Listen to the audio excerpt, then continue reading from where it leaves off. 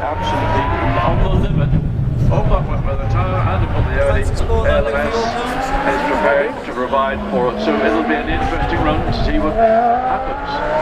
We'll Rob Huff. Being sent out one at a time as Rob is completing this flying lap, or his next car is going out, and they're working reverse qualifying. In fact, the Audi didn't get to set a time, it wasn't out there in qualifying. Anyhow, it went out for a practice run. He's got his eye in, but how good a time can he do? If you can get to the low 1 minute 14s, you know you're going to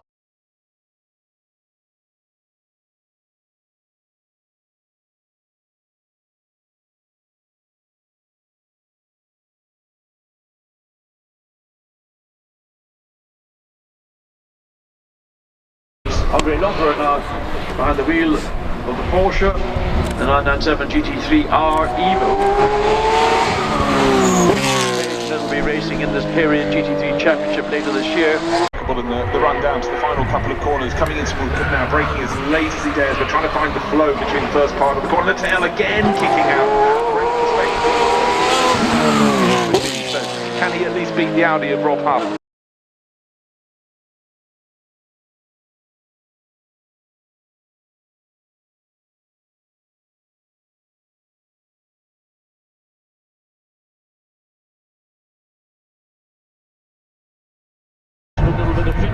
Back to Jake Hill and the Ferrari 458 Italia GT3. Yeah, 458 Italia. Jake is now becoming accustomed to racing a modern one of these, the 296 GT3.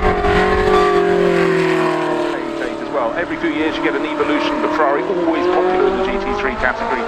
To offer us from Jake, it's certainly looking smooth, and he goes fastest of all through that sector, so he's definitely the top of the others from the top of the table, but there are still other cars to come out to this GT3. Negotiate is the right, the left, and don't go too wide on the exit, but you've got to get the power.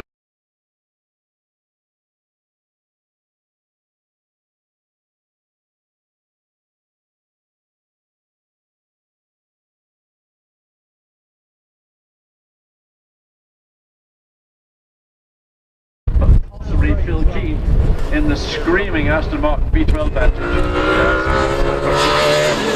As does this V8 engined BMW Z4 GT3. Right. More downforce than both the Audi or the Porsche had, so coming down into Goodwood to compete. Now we've got a purple middle sectors, which means he's the quickest overall. He's trying to beat a 1:15.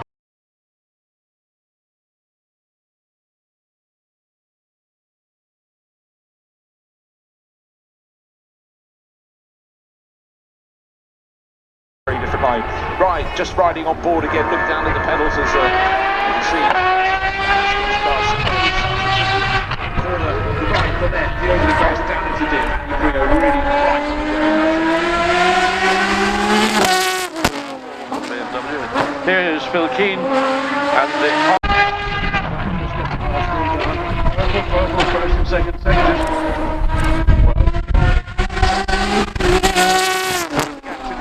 But certainly Phil Keane has not put a wheel on the final corner.